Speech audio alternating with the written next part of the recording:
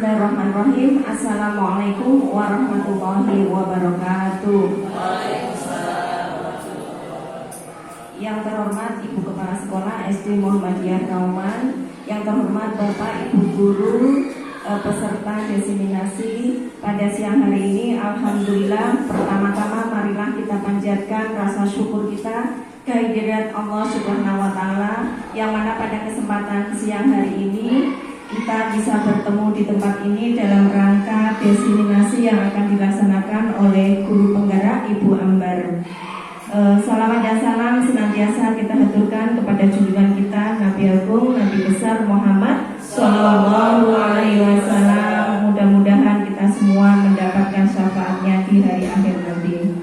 Bapak Ibu yang kami hormati, sebelum acara kita mulai, perkenankan akan saya bacakan susunan acara yang akan kita lalui pada siang hari ini. Yang pertama pembukaan, yang kedua sambutan, yang ketiga penyampaian desiminasi, yang keempat lain-lain, dan diakhiri dengan penutup. Bapak Ibu yang saya hormati, marilah kita awali pertemuan pada siang hari ini dengan melafalkan basmalah bersama-sama.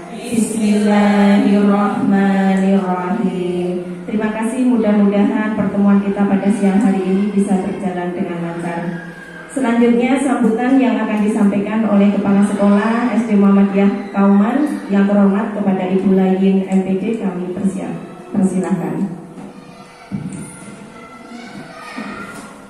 Bismillahirrahmanirrahim. Assalamualaikum warahmatullahi wabarakatuh. Waalaikumsalam warahmatullahi wabarakatuh. Alhamdulillahirabbil alamin. Alhamdulillahilladzi hadana li hadza wa ma kunna linahtadiya laula an hadana Allah. Asyhadu an la ilaha illallah wa asyhadu anna Muhammadan abduhu wa rasuluh.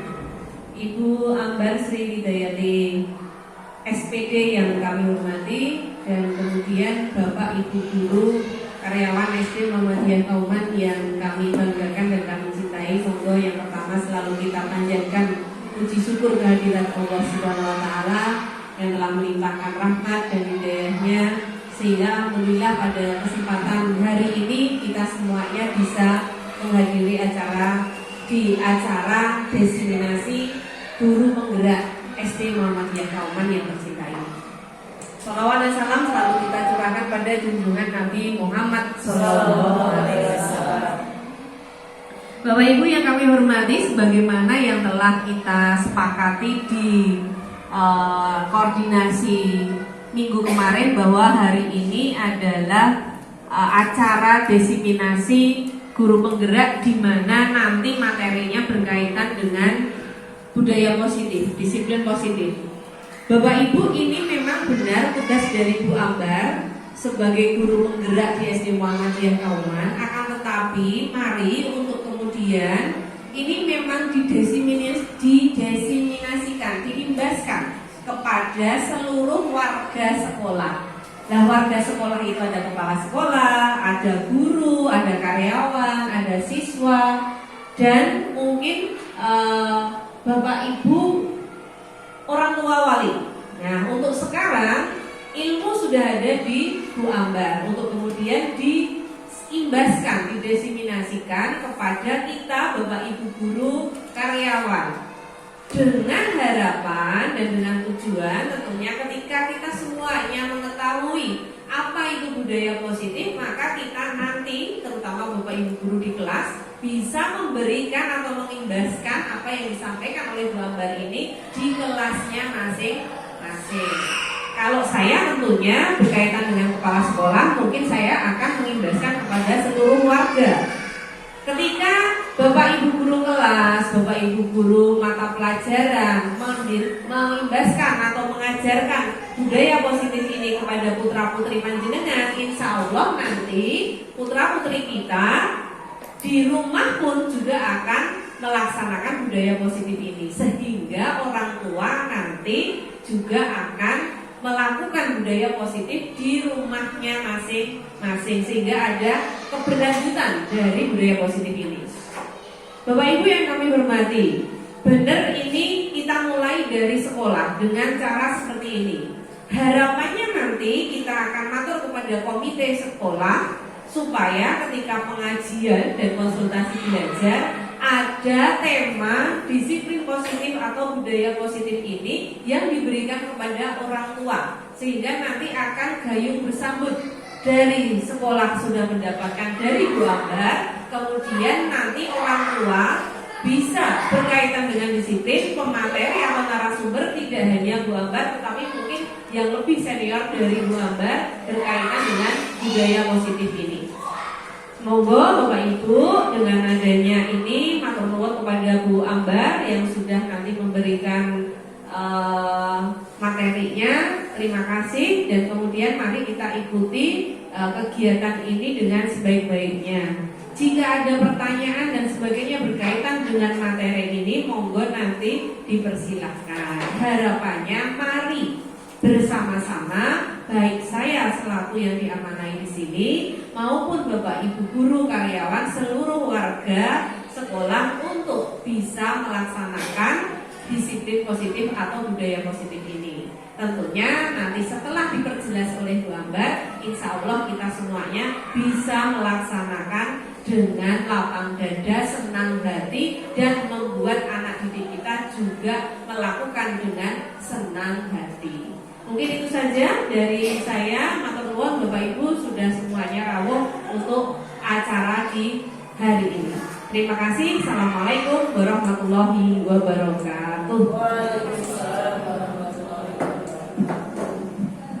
Terima kasih Bu Layin sudah menyampaikan sambutannya. Acara berikutnya yaitu penyampaian diseminasi. Nanti langsung dilanjutkan dengan sesi tanya jawab ya Bu Ambar. Jadi langsung materi Bapak Ibu monggo apabila ada pertanyaan bisa langsung disampaikan. Waktu sepenuhnya kami sampaikan kepada Bu Ambar.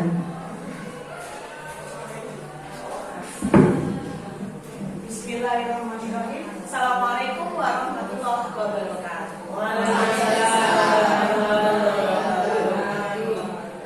Alhamdulillah, bersyukur kepada Allah Subhanahu wa Ta'ala, di mana pada kesempatan kali ini kita semuanya diberikan nikmat sehat, nikmat kesempatan, sehingga hari ini bisa berdiri dan bersama-sama Bapak Ibu semuanya untuk kegiatan yang insya Allah nanti ada manfaatnya buat kita semua.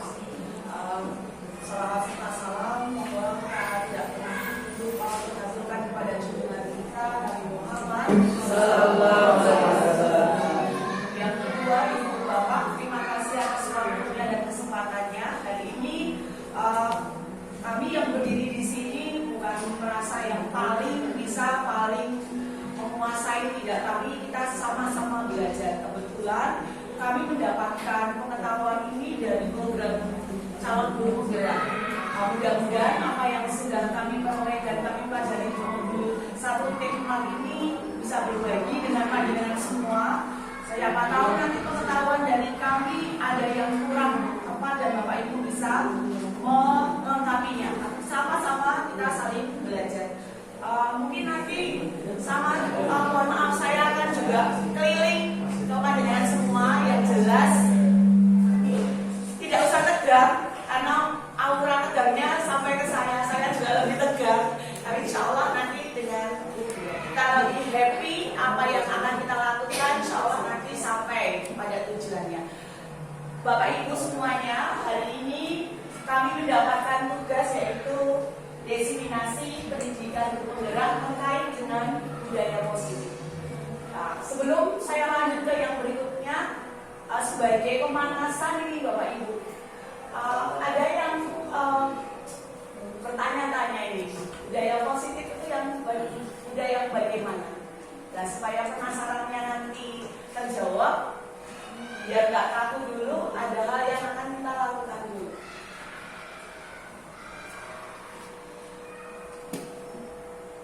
Biar nggak kaku, nggak tegang Ibu Bapak. Ice breaking dulu. Nah, bisa ditebak ini gambar apa Bapak Ibu? Kolesterol. Ini apa ini? Tepat, kolesterol. Kenapa saya milih gambar kolesterol?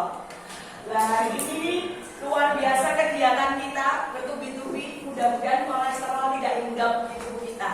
Kita semuanya dalam kondisi yang prima sehat insya Allah. Nah, Bapak Ibu. Nah, sebenarnya fondasi kita belajar di Guru Penggerak ini sebenarnya ini bapak kita si ganteng nih, bapak yang berpeci, yaitu Ki Hajar Dewantoro yang kita kenal sebagai bapak pendidikan. Jadi sebelumnya bahwa Ki Hajar ini dianggap sebagai tokoh yang mempunyai pemikiran visioner yang jauh ke depan, bahwa pendidikan itu adalah konsepnya memerdekakan dan memberikan kebebasan kepada murid. Nah, sebenarnya yang dilakukan ini harusnya itu, bahwa guru itu diharapkan sebagai seorang petani yang mempunyai peran penting untuk menjadikan tanamannya itu tumbuh subur. Bahwa guru itu memastikan bahwa tanah untuk tumbuhnya tanaman adalah tanah yang cocok untuk ditanami. Apakah sekolah kita sama seperti yang diungkapkan oleh KHD dari itu Ki Hajar Dewantoro, bahwa kita ambil contoh perbandingan sebagai hidup tumbuh-tumbuhan dari seorang petani, hakikatnya bahwa seorang pendidik itu sama dengan menanam padi. Misalnya hanya dapat menuntun tubuhnya padi, ia dapat memperbaiki kondisi tanah, memeliharanya, memberi pupuk dan air, membasminya dari gangguan-gangguan sehingga tanamannya ini menjadi sesuai dengan harapan. Bagaimana dengan sekolah kita? Nah, kembali ke ini Ibu Bapak, bahwa di pundak kita sebagai tanggung jawab kita sebagai seorang guru, ini yang paling utama ini, menciptakan suatu lingkungan positif yang terdiri dari keluarga sekolah. Ini yang paling penting Ibu, saling mendukung. Karena kalau cuma satu saja atau dua yang bergerak, tidak akan muncul tanaman yang sesuai harapan. Saling belajar. Ini alhamdulillah forum ini kita buka dengan saling belajar. Dan yang paling penting saling bekerja sama, sehingga mewujudkan kebiasaan-kebiasaan baik.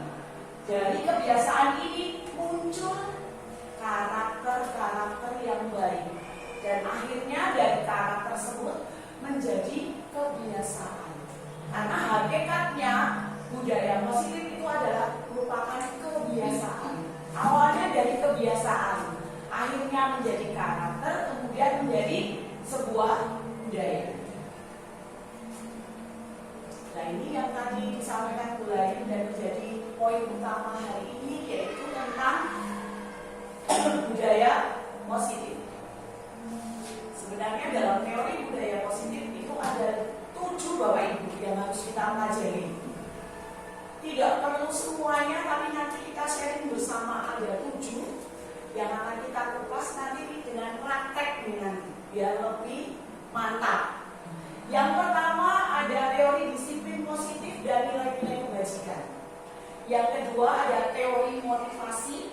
Yang ketiga hukuman dan penghargaan serta restitusi. Yang keempat adanya keyakinan kelas. Yang kelima kebutuhan dasar manusia dan dunia berkualitas. Yang keenam adanya 5 posisi kontrol. Dan yang ketujuh restitusi dengan segitiga restitusinya.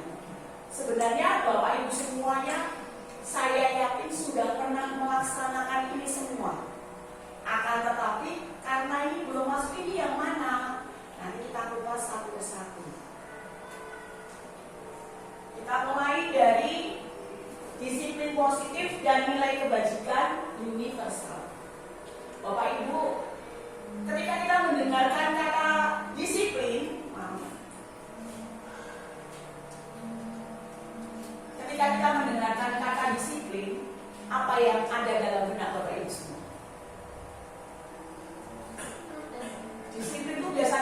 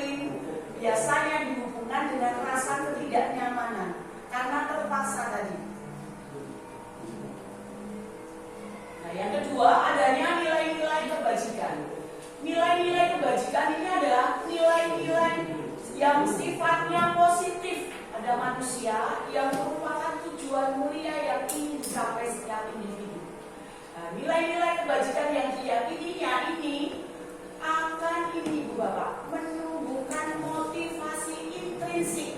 Jadi yang disentuh adalah intrinsiknya, dalamnya.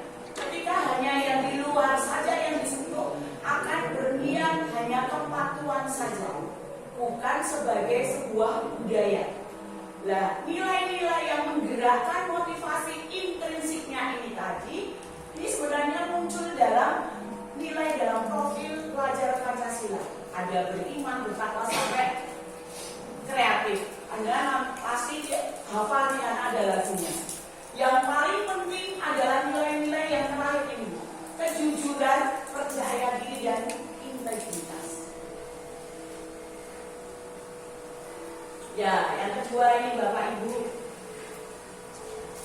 teori motivasi. Kita mendengar tentang motivasi berarti apa Ibu? Bapak? Dorongan, keinginan. Nah ini monggo bisa dijawab Ibu Bapak dalam hati masing-masing. Pernahkah Bapak Ibu semua melakukan suatu hal itu karena supaya tidak dimarahi atau ditegur, atau hanya ingin mendapatkan suatu imbalan atau penghargaan, atau memang ini dari diri sendiri? Kiranya ada yang bisa memberikan jawabannya ini. Yang jelas kalau dari diri saya pasti pernah. Terutama mohon maaf ini tadi yang awalnya kita belajar ini Ibu Bapak. Nah awalnya karena ini terpaksa supaya nggak diapain sama Bu Lahi, dimarahi dan ditegur. Dia tahu buat Ibu awalnya, tapi insya Allah karena niat kita untuk belajar, ini saya sendiri loh ini Ibu Bapak. Saya kembalikan terutama ke diri saya, motivasi. Awalnya melakukan sesuatu supaya tidak ini, karena kepatuhan saya terhadap atasan. Awalnya motivasinya tersebut, tapi ya ini munculnya kesadaran diri sendiri ini juga masih saya pertanyakan. Karena ketika harinya ya kok ya masih deg-degan ya. Nah ini nggak tahu kepada panjenengan bagaimana. Ini untuk anak-anak juga kita akan lihat bersama apakah motivasi ketika melakukan suatu keyakinan atau budaya sudah berdasarkan kesadaran diri atau hanya karena ini supaya tidak dimarahi gurunya ataupun hanya karena ingin mendapatkan reward atau imbalan. Sebenarnya menurut ahli, kalau tadi kita melakukan sesuatu terkadang motivasinya karena terpaksaan. Nah ini Ibu Bapak, sebenarnya tidak salah kita punya motivasi seperti itu. Karena menurut teori dari Diana Gosen, tapi bukan Gosen GoFood itu atau aplikasi ini, bahwa motivasi perilaku manusia itu sebenarnya ada 3. Yang pertama, menghindari ketidaknyamanan atau hukuman. Ini sering juga kita lakukan apalagi anak-anak. Yang kedua, mendapatkan imbalan atau penghargaan dari orang lain. Dan yang ketiga, menjadi orang yang mereka inginkan dan menghargai diri sendiri dengan nilai-nilai yang mereka percaya. Nah memang proses menjadi 1, 2 menuju ke 3 ini tidak semudah membalikan tangan melalui berbagai proses. Nah, boleh tidak Ibu Bapak saya minta satu pendapat dari panjenengan? Menurut panjenengan semua, dari Bapak Ibu semua, ketiga motivasi tadi manakah posisi murid kita? Boleh minta satu pendapat? Ya, monggo Ibu. Masih tidak bisa dibilang pada satu posisi yang sama. Masih bermacam-macam. Masih bermacam-macam. Pendapat Bu Widi masih bermacam-macam. Ya, terima kasih. Pendapat satu lagi, Pak Aris mungkin. Kalau versi kelas atas Pak, motivasi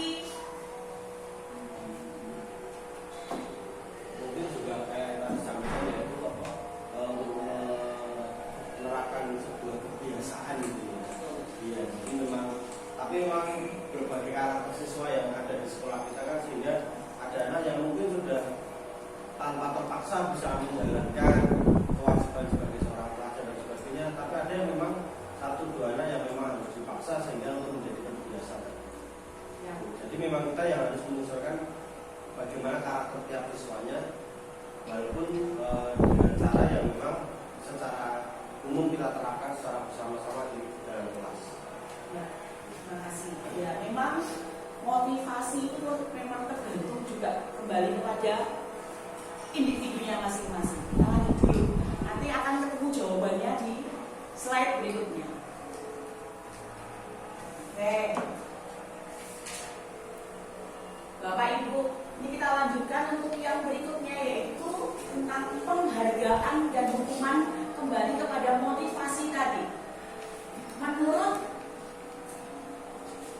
Alfihon, bahwa penghargaan maupun hukuman ini membuat cara-cara mengontrol perilaku seseorang, tapi sebenarnya menghancurkan potensi untuk pembelajaran yang sesungguhnya. Menurutnya, tindakan memberikan penghargaan yang nilainya sama dengan menghukum seseorang ini lebih baik daripada pemberian sebuah hukuman. Jadi memang kadang berlawanan arah dengan apa yang kita sering yakini, apalagi konsep pembelajaran kita zaman dulu, ketika kita mendapatkan hukuman, pasti nanti anak akan menjadi lebih baik, akan jeda, akan tidak akan mengulangi hal yang sama lagi. Tetapi ternyata menurut teori yang kami pelajari, sebenarnya ketika mendapatkan hukuman ataupun malah penghargaan, ini penghargaan maupun hukuman itu sebenarnya menghancurkan potensi bagi anak untuk pembelajaran yang sesungguhnya. Nah, harus bagaimana? Diberi reward ya salah, bukan salah ya, tapi ini kata-kata yang lain nih, menghancurkan potensi. Diberi reward juga tidak pas, diberi hukuman juga tidak pas. Kita lihat berikutnya. Nah, karena awalnya ini Bapak Ibu, diawali dengan ini dulu. Teori tadi dipastikan dulu dengan nilai-nilai kebajikan. Jadi sebelum adanya kesepakatan hukuman maupun reward tadi, ataupun jadi nilai-nilai yang menjadi budaya, ini anak dibuat yakin dulu dengan apa? Nilai-nilai yang disepakati bersama, baik itu tersirat maupun tersurat. Nah, keyakinan ini biasanya kita akan wujudkan kesepakatan bersama anak-anak di kelas terlebih dahulu. Ini yang paling penting. Adanya kesepakatan atau disepakati dulu oleh warga sekolah. Jadi di awal tadi, sebelum adanya reward maupun adanya punishment, ini keyakinan ini diwujudkan terlebih dahulu. Jadi ketika melanggar sebuah peraturan, nanti dikembalikan lagi kepada yang namanya keyakinan.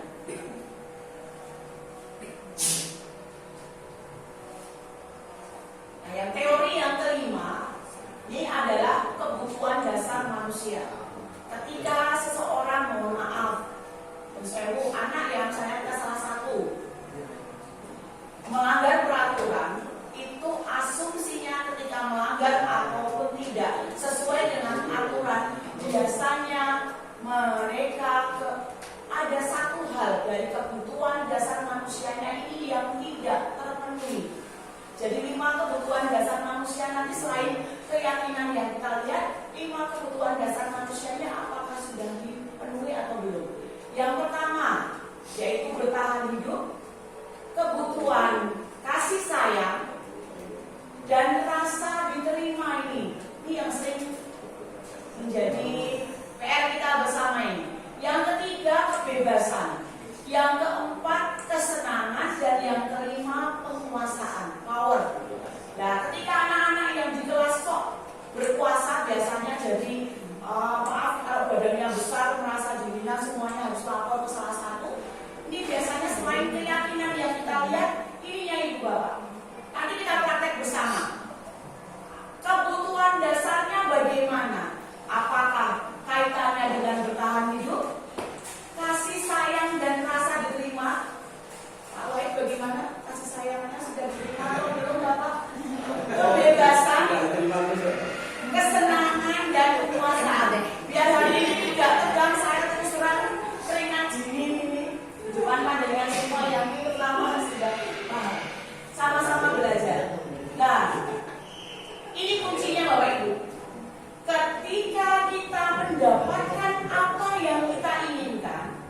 sebetulnya saat itu kita sudah memenuhi satu atau lebih dari kebutuhan dasar kita.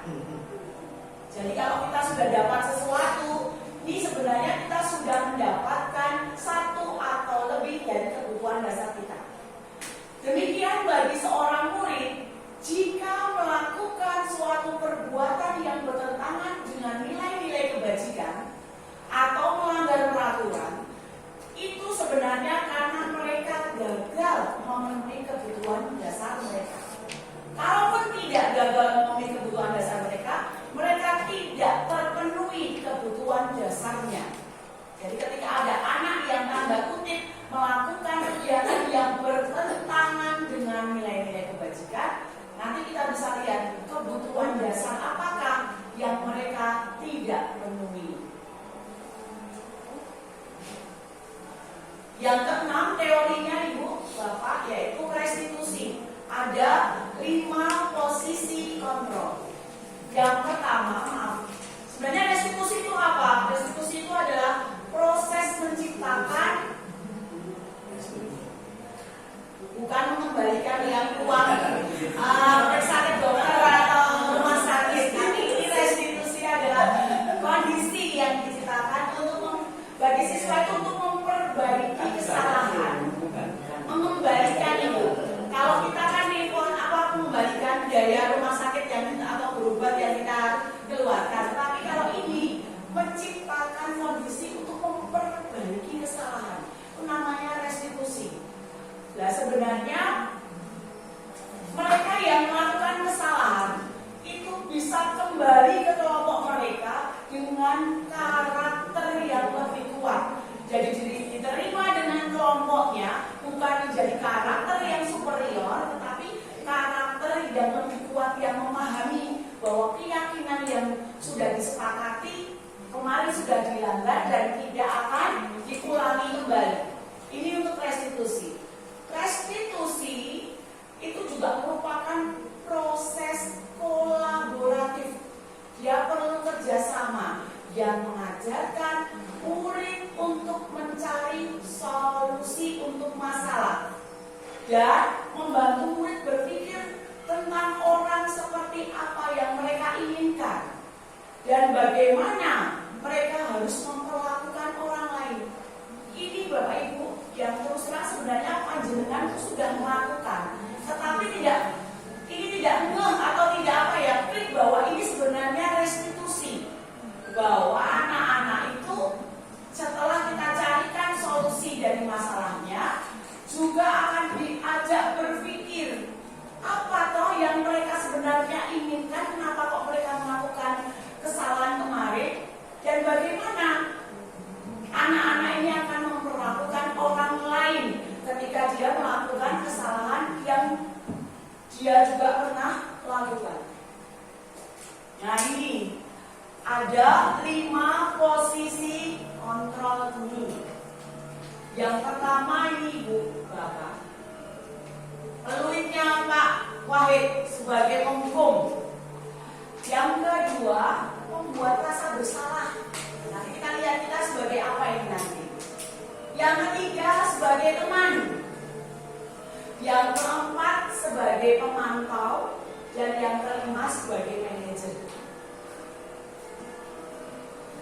Nah, ketika sebagai seorang penghukum, pasti kata-kata yang keluar gak jauh beda dari ini. Kamu salah terus, selalu pasti kamu terus, kamu mesti terlambat, kamu yang paling terakhir. Dan ini saya juga sering lakukan. Dan kita patuhi aturannya, awas kalau salah lagi. Lihat jamnya jam berapa ini. Nah ini kita sebagai penghukum, guru percaya bahwa cara dia itu yang terbaik. Guru menggunakan hukuman fisik maupun verbal. Nah ini kata-kata ini sebenarnya sudah membuat anak terasa terhukum, walaupun memang dia melakukan kesalahan. Ya, kontrol yang kedua, membuat rasa bersalah ini Bapak Ibu.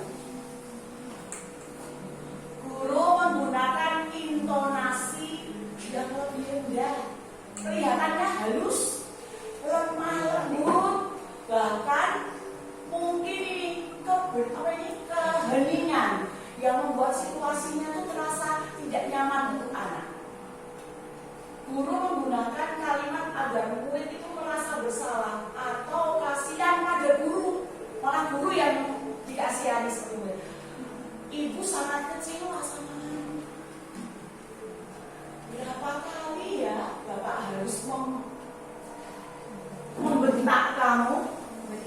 Oh, berita atau memberitahu? Wah, kacamata kurang tebal ini, Bu. Bagaimana kalau orang tua tahu apa kesalahan? Nah, ini sebenarnya kita sudah berbuat halus, ini kata-katanya sudah yang paling halus, tapi ternyata menurut teori posisi kontrol ini membuat siswa itu merasa bersalah. Kita pada posisi pembuat rasa bersalah ini, Bapak Ibu. Harus belajar lagi, saya terutama yang suaranya juga sekarang belajar. Nah, sebagai teman ini, Bapak, guru menggunakan kalimat persuasi, kalimat ajakan ya, Bu Tri, ya. Dan intonasinya dengan suara yang ramah untuk mengontrol murid. Guru menggunakan humor dan mempunyai hubungan baik dengan murid. Dan biasanya kalimatnya positif dan jenaka. Ayo, belajarlah demi Bapak. Ya sudah, kali ini nggak apa-apa, maafkan. Dan bantu bereskan ya, bisa diulangi lagi ya. Ya, kata-katanya lebih sebagai seorang teman, friendly. Jadi, koyo konco dewe, sampai mete ya anak-anak. Nah, coba nanti itu berikutnya. Kita ada di posisi mana ini? Pemantau, si Inde ini, ngincang ini gua. Guru selalu mengawasi nih kata-katanya, mengawasi murid dan bertindak sesuai pada peraturan sekolah dan konsekuensi. Kudu manut aturan. Menggunakan data, catatan dan perhitungan yang digunakan sebagai bukti atas perilaku seseorang. Nah, ini berikan kata-kata yang kedua. Yang ketiga, mengingatkan konsekuensi saat terjadi pelanggaran seperti peraturannya apa yang telah kamu lakukan, yuk konsekuensinya apa ya. Ini sebagai pemantau. Anda pada posisi yang mana, saudara-saudara? Teman. Oke, yang terakhir ini sebagai manajer. Nah, guru sebagai manajer itu guru yang mendukung murid untuk menemukan solusi atas permasalahannya sendiri. Guru mempersilahkan murid mempertanggungjawabkan perilakunya. Ketiga, guru itu mendukung murid untuk merdeka, mandiri, dan bertanggung jawab. Yang keempat, menggunakan restitusi untuk mengajak murid menganalisis keadaan untuk memperbaiki kesalahannya dengan kalimat, yo, apa yang kita yakin? Kembali ke keyakinan kelas tadi yang sudah dibuat. Apa rencana kamu untuk memperbaikinya? Ini sebagai seorang manajer. Nah, dari pandangan semua ini, Ibu Bapak, bolehkah memberikan satu komentar? Ada di posisi kontrol yang manakah saat ini menurut panjenengan? Menurut panjenengan ada di posisi kontrol yang mana? Miss Ima? Anda pada posisi kontrol yang mana, Miss Ima? Manajer. Adakah yang pernah Anda lakukan terkait posisinya sebagai manajer? Ya, mungkin sebelum mulai pembelajaran, awalnya kita bikin kesepakatan kelas dulu, apa yang boleh dilakukan dan tidak boleh dilakukan. Tapi ketika ada anak yang melanggar, mereka akan langsung tahu hukuman apa yang akan mereka dapatkan. Jadi kita berada di posisi, udah tahu kan kamu melakukan kesalahan apa, dan apa yang harus kamu lakukan sudah tahu ya. Pernah, tapi tidak selalu. Siap. Terima kasih Miss Ima. Nah, ini tadi Miss Ima sampaikan sebelum pembelajaran adanya Kesepakatan kelas. Nah, ini saya kembalikan ke panjenengan. Kesepakatan dengan keyakinan beda atau tidak? Kesepakatan yang sudah dibuat dengan keyakinan beda atau tidak? Beda. Kesepakatan dengan keyakinan berbeda atau sama? Boleh memberikan pendapatnya? Kalau Ya Pak Yaya. kesepakatan itu masih cenderung ada campur tangan dari orang lain. Jelas ada terpengaruh dari yang lain. Jadi ada mungkin pengaruh guru, pengaruh teman, atau yang lain. Itu jelas. Tapi kalau keyakinan itu memang keyakinan itu berasal dari dirinya sendiri ya gitu. Sehingga memang beda. Ya, terima kasih Pak. Sedikit mundur lagi sebentar ya Ibu Bapak, bahwa memang apa yang dilakukan Miss Ima tidak salah, tetapi mungkin sedikit ditambah lagi mungkin Miss Ima bahwa kesepakatan yang sudah kita buat bersama anak-anak, intinya kalau kesepakatan endingnya ada hukuman toh Bapak Ibu. Ketika tidak melakukan berarti ada hukuman, ada sanksi. Nah, kita ubah kalau sebuah tadi kesepakatan kita buat jadi sebuah keyakinan. Kalau dibuat menjadi sebuah keyakinan tanpa ada hukuman, ada sanksi, itu anak akan sudah pada role-nya masing-masing, sudah pada tempatnya masing-masing. Ini memang tidak mudah karena memang keyakinan kelas, keyakinan itu modalnya sesuatu yang positif. Tidak ada dilarang berbicara, tidak boleh terlambat masuk kelas. Itu memang tidak dibuat kata-kata yang berasumsi negatif. Tetapi kata-kata itu misalnya masuk kelas, maaf, tidak boleh terlambat gitu ya. Kita contohkan itu salah satu. Kita ubah kalimat tersebut menjadi kalimat yang positif, menjadi sebuah keyakinan. Datang tepat waktu. Berbeda dengan dilarang datang terlambat. Kan konteksnya berbeda walaupun intinya sama. Itu. Ini hanya contoh yang sederhana. Tapi untuk kembali ke keyakinan sampai ke detailnya kita nanti mungkin ada waktu tersendiri untuk membuat sebuah kesepakatan menjadi sebuah keyakinan. Walaupun endingnya keyakinan. Kalau untuk anak yang masih di bawah usia kelas 3 ke bawah, memang perlu waktu untuk membuat keyakinan itu tumbuh menjadi sebuah karakter atau menjadi sebuah budaya, menjadi nilai-nilai dalam dirinya. Tidak semudah kembalikan. Demikian juga kembali kepada diri kita. Keyakinan kita ketika mohon maaf datang sesuai dengan aturan. Kita tergesa-gesa hanya karena apa? Absen yang telat 1 menit untuk bikin buka-bika. Kenapa? Karena kita itu masih berupa kesepakatan, masih berupa kata tertib, bukan sebuah keyakinan bahwa datang tepat waktu jauh lebih baik untuk mempersiapkan apa yang akan kita lakukan di satu hari itu. Walaupun saya sendiri belum melakukan itu menjadi sebuah keyakinan.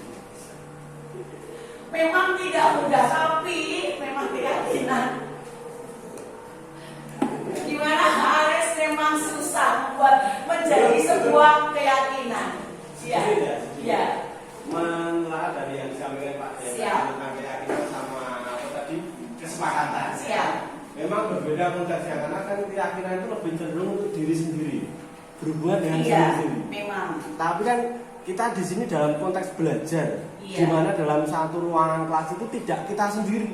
Betul Pak. Nah makanya itu perlunya ada kesepakatan karena kita juga bergantung dari orang lain, dari teman yang lain dalam pelaksanaan kelas yang bisa kondusif. Betul. Jadi saya rasa yang namanya kesepakatan itu perlu. Betul. Nah, kalau hanya mengandalkan keyakinan saja, itu kalau saya sendiri belajar sendiri itu keyakinan. Siap. Nah itu, tapi karena ini berhubungan dengan guru, siswa yang lain, maka kita tetap perlu kesepakatan walaupun konteksnya di dalamnya tetap ada yang namanya punishment dan apresiasi. Ada di tadi. Ya, terima kasih Pak. Menurut saya Siap. Tapi memang bahwa proses menuju menjadi sebuah keyakinan awalnya memang dari sebuah kesepakatan. Tanpa adanya kesepakatan, tidak akan bisa menjadi sebuah keyakinan. Memang awalnya dari terpaksa. Sesuatu yang dari awal terpaksa untuk menjadi sebuah keyakinan membutuhkan proses. Tidak semudah membalikan Berarti tangan. punishment dan hukum apa apresiasi dan punishment tadi kan sebuah cara, salah satu cara untuk menuju penerapan keyakinan pada diri seseorang. Proses awal, Iya. tapi memang punishment dan reward Iya. dalam budaya positif tidak dianjurkan. Itu Pak. Tapi kalau memang proses menuju ke budaya positif dari sebuah keyakinan, awalnya memang dari punishment dan reward. Memang tidak langsung jeluk jadi sebuah keyakinan, karena menuju ke proses menjadi sebuah keyakinan itu tidak semudah membalikkan tangan, Iya. kembali kepada hakikat dirinya masing-masing. Sementara anak dengan model kesepakatan kelas pun masih tanda kutip Iya, masih ada keinginan yang untuk apa istilahnya lepas dari aturan, itu melanggar kesepakatan jauh lebih besar. Tapi terima kasih diskusi hari ini jadi lebih hidup. Saya juga belajar Pak. Ini siap. Lanjut ya. Tadi Misiman manajer satu lagi. Yang bukan manajer, ada yang direkrut, ada yang direkrut. Oh iya, Bapak yang dari lapangan, olahraga Pak. Menurut jenengan posisi yang mana Bapak? Kalau posisi saya serba salah. Weh, kenapa Pak serba salah? Karena kalau di lapangan itu tidak melulu pakai semua itu. Gimana caranya kita harus bisa mengontrol anak supaya bisa mendengarkan dan memperhatikan pelajaran yang kita berikan. Tidak ada kesepakatan sebelumnya. Tidak ada. Ya sebenarnya ada, tapi kan Berarti ada, Pak. ya, sebenarnya ada, tapi kan kalau di lapangan itu apa yang sudah kita rencanakan pasti meleset. Kalau di lapangan seperti itu. Siap. Ya itu tidak ada yang ganggu. Ya. Oh siap. Berarti gas power ya Pak? Ya, sesuai dengan kondisi yang Siap. terjadi. Tetap intinya ke ini ya Pak, manajer. Tidak. Oh, Mencakup semuanya. mencakup Mencakup semuanya. semuanya. Lima posisi Ya. kontrol jenengan Bapak Gratis Pak. Tergantung Mantap. Kadang kita manajer, kadang Ya, Jadi mau pakai manajer boleh, pakai anu boleh. Boleh. Oh di sana. Jika kan jadi penghukum ya. Bisa. Seringnya ke penghukum atau? Teman, kalau Terima kasih. Jadi hari ini tidak sangat ini. Ini ada 5 posisi kontrol. Yang terakhir segitiga restitusi. Nah kembali tadi ketika Bapak Ibu kok mendengar kata restitusi itu dalam hatinya akan dapat ijol, dapat tukar duit ini. Tapi kalau segitiga ini nggak dapat duit ini Bapak Ibu. Segitiga ini ada kalau ibu-ibu ingatnya ya segitiga biru, gandum mau jadi kue apa ini nanti? Oh, siap. Sebenarnya segitiga restitusi itu apa tahu tahapan untuk memudahkan para guru dan orang tua dalam melakukan proses menyiapkan anaknya untuk melakukan restitusi. Dengan cara ini tahapannya namanya segitiga restitusi. Biar lebih jelas saya. Nah, sebenarnya ini kemarin saya melakukan di kelas, tapi ketika kami take video, anak-anak kelas 5 ini tidak sesuai dengan ekspektasi saya. Tapi ketika akhirnya kami mengambil anak yang kelas 6, bahwa intinya kami punya skenario praktek segitiga restitusi ini, Bu, Bapak Ibu. Yang kasus pertama di istirahat, Zam-Zam dan temannya itu main bola di halaman. Karena terlalu asik main bola sampai-sampai tidak memperhatikan sekitarnya. Akhirnya ada temannya yang namanya Riko terjegal kakinya. Nah sehingga ia jatuh dan menangis, lututnya terluka. Nah kalau tadi menurut posisi kontrol yang 5 tadi, kita mau jadi penghukum, mau jadi manajer, atau mau jadi apa ini Ibu Bapak? Dan sebenarnya kita selesaikan dengan tahapan segitiga restitusi. Segitiga restitusi itu apa? Itu namanya segitiga kan berarti ada 3 sisi.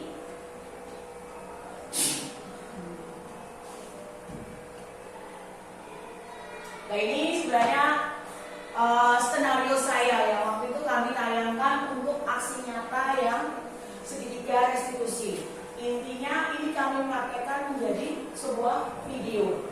Tapi videonya kami potong, kita lihat bersama-sama. Nah ini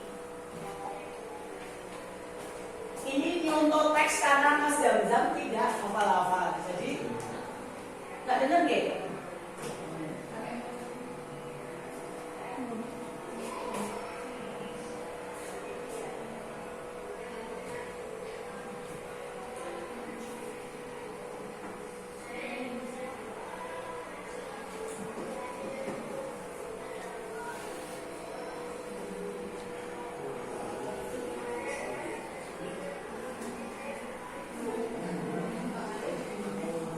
Sebentar. Ini Ibu Bapak. Di sini awalnya ada tulisan ada tahapan menstabilkan identitas. Jadi saya tanya dulu, ini kenapa dia melakukan ini? Jadi cooling down dulu, biar dia tidak emosi. Cooling down dulu, menstabilkan identitas. Nanti ada tahapannya kami perlihatkan.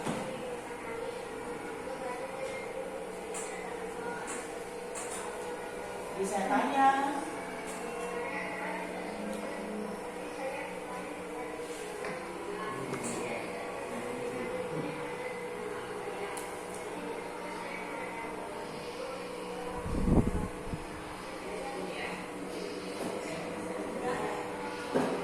nah, validasi tindakan yang salah. Bagaimana tadi, apakah betul atau salah tindakannya? Jadi divalidasikan dan anaknya. Ada 3 tahapan, ini 2 tahap.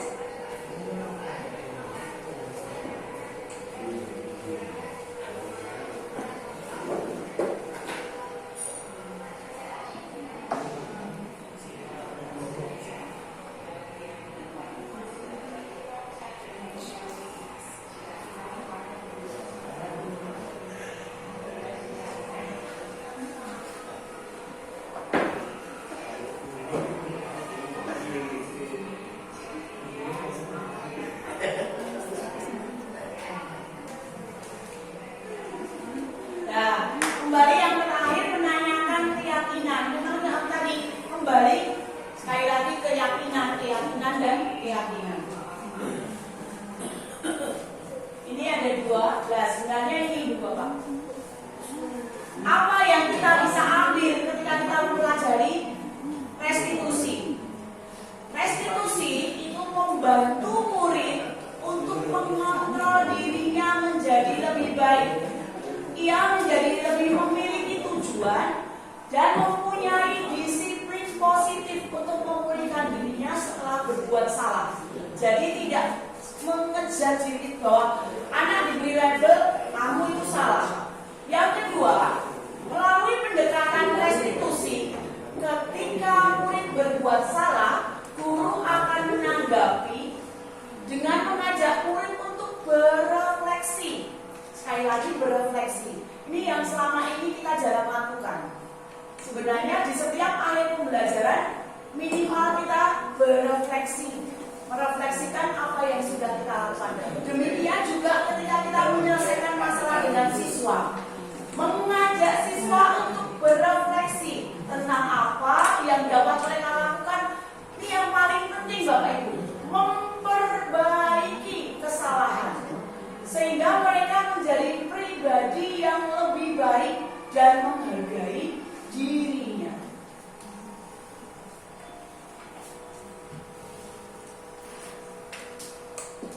Ini kesimpulannya kita menggunakan segitiga restitusi. Terima kasih. Terima kasih. Bahwa membantu siswa untuk mengontrol dirinya menjadi dirinya yang lebih baik.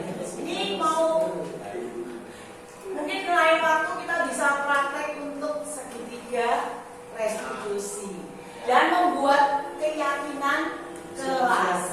Tapi memang tidak semudah seperti yang tadi Pak Aris sampaikan. Membuat keyakinan kelas ya memang seperti yang tadi Miss Ima sudah lakukan. Awalnya dari membuat kesepakatan kelas. Cuma nanti anak-anak digiring untuk membuat kalimat tersebut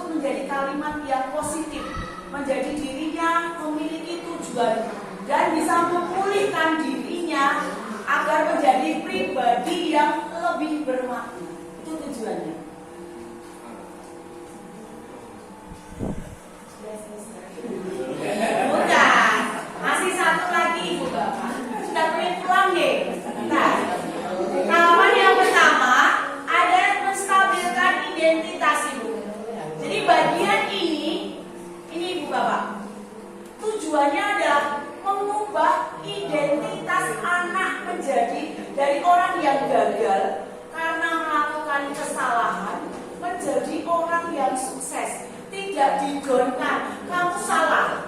Tapi ditanya dulu. Jadi identitas anak bukan menjadi seorang yang gagal. Karena ketika anak itu melanggar peraturan, ini bisa jadi dia mencari perhatian. Karena biasanya anak-anak yang mengalami kegagalan berarti ada kebutuhan dasarnya yang ada benturan. Ada benturan di kebutuhan dasar yang tadi ada 5 kebutuhan dasar.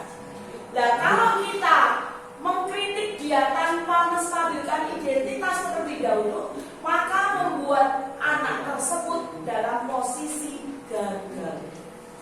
Biasanya terus minder, gagal. Tapi kadang tidak berlaku untuk anak-anak yang tanda kutip. Nanti kita di forum berikutnya akan ada materi yang berbeda seperti itu. Yang kedua, tahapan segitiga yang kedua, adanya validasi tindakan yang salah seperti tadi ketika ada videonya Zamzam.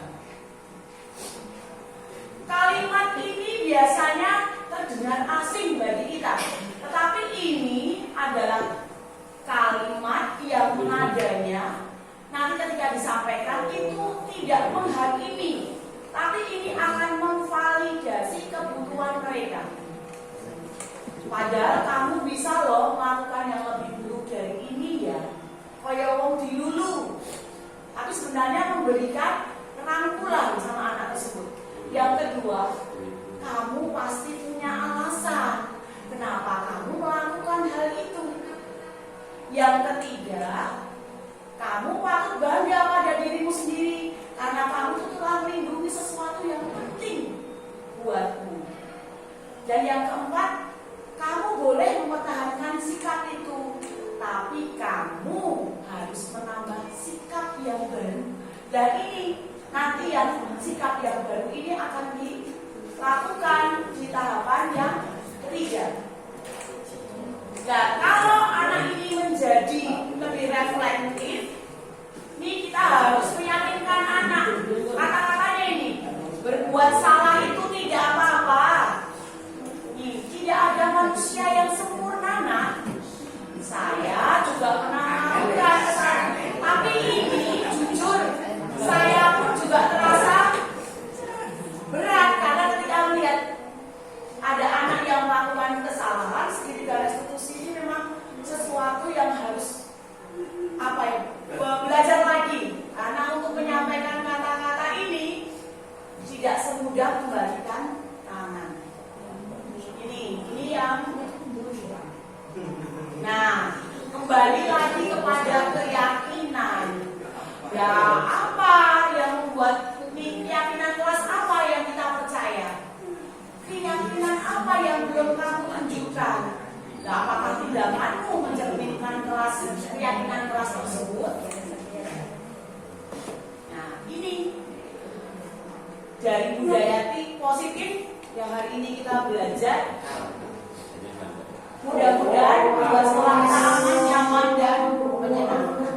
Amin. Amin. Demikian. Terima kasih.